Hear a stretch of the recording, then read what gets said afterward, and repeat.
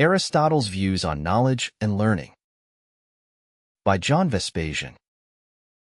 In contrast to his predecessors, Aristotle, 384 to 322 BC, built his theory of knowledge on empiricism. The main principle of empiricism is that knowledge can only be gained from sensory experience before it can be assessed and refined. Aristotle taught that humans start at birth with a blank mind, a blank slate, and will acquire knowledge through interactions with the external world. In his early period, before 347 BC, Aristotle had endorsed Plato's theory of innate knowledge. Plato had taught students that the human soul possesses innate knowledge drawn from a mystical world of pure abstractions. Learning, said Plato, is the same as remembering our innate knowledge. By the time Aristotle opened his Lyceum in Athens to teach his own students, 335 BC, he had discarded Plato's doctrine of innate knowledge.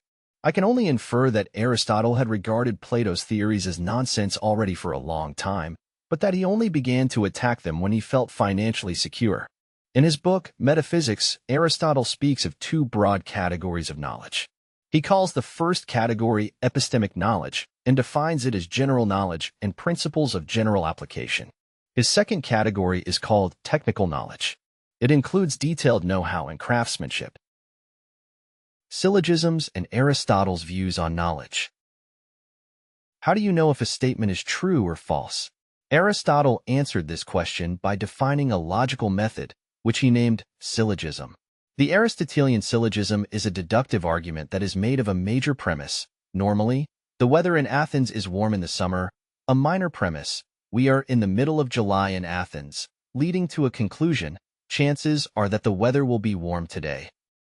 In his Metaphysics, Aristotle also introduced the concepts of potentiality, what an entity could become, and actuality, what an entity is. He regards learning as the process of moving from potentiality to actuality. It's the process of letting go of doubts and ascertaining the facts in detail. According to Aristotle, every entity in the natural world has the potential of becoming a better version of itself. For humans, the potential is usually realized through learning and acquiring skills. Education is the process of developing one's potential. The acquisition of knowledge can be greatly facilitated and accelerated if we use precise vocabulary. To this end, Aristotle wrote the work Categories, where he defines key concepts in physics. The purpose of Aristotelian categories is to construct syllogisms with solid premises leading to flawless conclusions. Aristotle didn't build his theory of knowledge from scratch. He was well versed in the ideas of prior Greek philosophers, in particular Parmenides and Heraclitus, and took over their best concepts. Aristotle's views on knowledge compared to Parmenides's.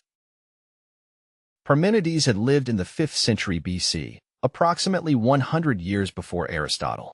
He believed that the world is made of a single substance and viewed multiplicity, changes, and physical phenomena as illusions. The doctrine of the whole world consisting of unique, single substance is called monism, and it does not make any sense. To his credit, Aristotle determinately rejected Parmenides' doctrine of the single substance.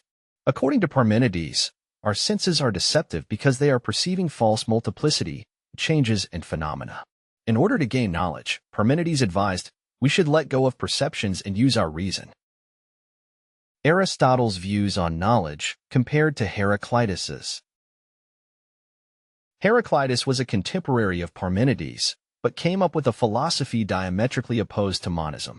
Instead of sustaining that the whole universe is made of an unchangeable, single substance, Heraclitus regarded the universe as devoid of unity and subject to perpetual change.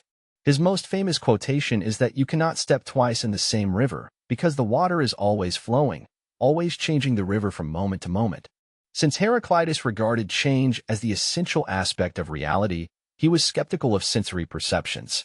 He considered our senses unable to provide stable knowledge in a constantly changing universe. Nonetheless, Heraclitus believed that humans can grasp the unity and order of the cosmos by looking for principles, logos, behind the changing perceptions. In his Metaphysics, Aristotle integrated the philosophical ideas from Parmenides and Heraclitus. He rejected the doctrine of monism, that the universe is made of a single substance, but came up with a single method for assessing reality, namely, by looking at the identity and causality of entities. Aristotle also rejected the idea of constant change, but came up with the concepts of potentiality and actuality. Those enable us to differentiate the changeable and unchangeable features in events or entities. The power of Aristotelian philosophy begins with its theory of knowledge. It's the basis of civilization, science, technology, and governance. It is in your interest to become familiar with the key concepts identified by Aristotle in his works. If you are interested in applying Aristotle's ideas to solving today's problems, I recommend you my book titled The 10 Principles of Rational Living. For more information, go to johnvespasian.com.